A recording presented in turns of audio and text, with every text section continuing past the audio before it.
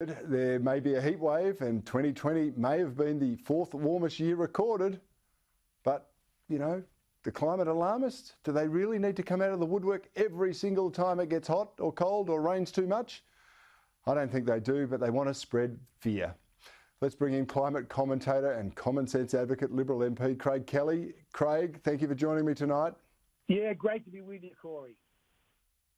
Now, mate, how many times have we been through this refrain? Every time the weather gets a bit hot, or it gets a bit cold, or it rains a bit much, or it doesn't rain quite enough, the same old voices come trotting out saying, the end is nigh, we're all going to be ruined unless we knock back our carbon dioxide emissions. Is this another case of what's going on here?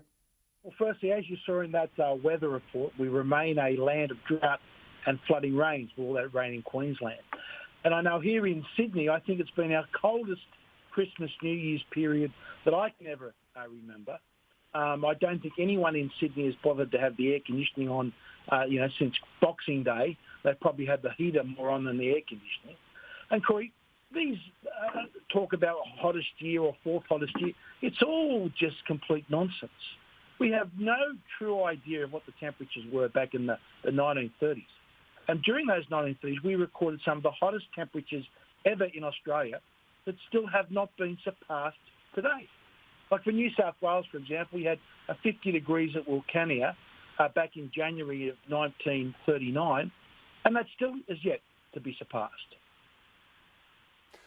But we've even got, Craig, a title for some of these weather conditions, La Nina and El Nino, which are predictable. They come in regular operations, and every time they hit us, people say this is an extreme in the climate.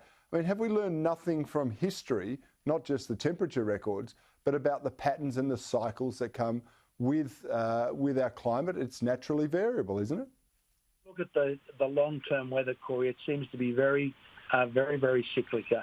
And in fact, 2020 as a year, if you look at the temperatures, what they were, average global temperatures at the start of 2020 to the end of 2020, 2020 was actually a year of global cooling.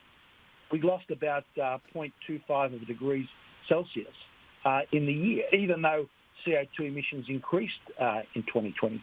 Over in Beijing a couple of days ago, they had a temperature of -20, which they said was their coldest temperature in January in over 60 years. Now, I could just imagine the Chinese Communist Party officials sitting down when it's -20 degrees outside thinking, we must get on and do real action on global warming and follow and close down our coal-fired power station. The problem is, Craig, maybe that explains why they're so frosty towards Australia at the moment, do you think? The reality is, Cory, they've actually got themselves in a bit of trouble over there because they've blocked all those Australian coal exports, and they've had very cold weather, unseasonably cold, much colder than normal, because the complete opposite of what the global warming alarmists tell us. They've had this huge demand for coal, and the price of coal in China is up now at record levels internally in China. So they're going to need that Australian coal to get them out of the mess and the cold weather that they're currently in. Hey, Craig, tell me this then. You made a point there. You said carbon dioxide emissions went up last year in 2020. The temperature went down, and this was a time when basically the entire world economy was basically closed. Air travel was virtually non-existent. Motor vehicles weren't running anywhere near what they were. There was a lot of domestic travel that wasn't happening.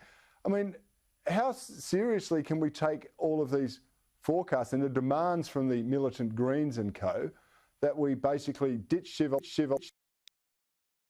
That was a very, very interesting point, Cory. Even though we saw this big decrease in CO2 emissions with so much closed down during the COVID situation, CO2 emissions actually, as you measure them in the atmosphere, continue to increase, no different to what they normally do any other year. So the idea that you can close everything down, yes, you may stop your man-made CO2 emissions, but you need to remember, man-made CO2 emissions make about 3 or 4% of the total CO2 emissions. The vast majority of CO2 emissions, 95% plus, come from all natural sources.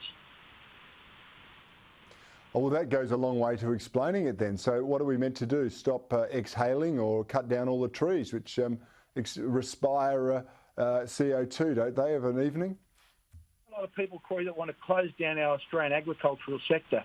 Remember, agriculture is one of the biggest. And when we say agriculture, we're not talking about farmers putting solar panels on roofs to reduce emissions. We're talking about the farts and belches of cattle. And that's one of our largest emission sectors. So if people are really concerned about CO2 emissions and they talk about this net zero, ultimately that means is culling the herds. You've got to reduce the size of your beef herd. You've got to reduce substantially the size of your dairy herd. Otherwise, this mysterious net zero that people like to talk about simply can't be achieved. Well, I'm not looking forward to the tofu burger, but look, let me turn this to a bit of politics here, right? I agree with what you've suggested, but you come under fire all the time for talking truth to the nonsense that's peddled. Where are we at with the government's position on this? And how does that contrast with, say, the Labor Party's position? Are they still being dragged to the extreme green left flank? Well, Cory, for better or for worse, we've signed up to Paris, even though that never was ever debated in Parliament, and there was never ever a vote in Parliament on that. That's what we agreed to and was ratified by the government executive. Now, that's a 26 to 28% emissions reduction across the economy off 2005 levels out to 2030. Now, beyond that, what technologies are going to be on that, Cory? No one's got any idea. There's a lot of speculation about hydrogen. They call it hydrogen hype. Whether that's going to be successful or not, no one really knows. But to make predictions or forecasts out beyond 2030, when whoever's making them is not likely to be even in politics, let alone government, it's just madness. And that's why we saw the Labor Party, one of the big reasons they lost the last election is because they had all these grand plans for 50% reduction by 2030. But when asked how are you going to do it and how much is it going to cost, they didn't have the foggiest idea. They didn't have a clue how much it was going to cost. And then you ask them, well, how much will that actually affect the climate by? And the fact, Cory, is it's 0.0 with a lot of zeros before you get to 1. So you can't even measure the effect that you're having on the climate at all. And you're putting all this cost on the Australian economy, and simply in everything we do in this space, everything is handing a competitive advantage to the Chinese Communist Party.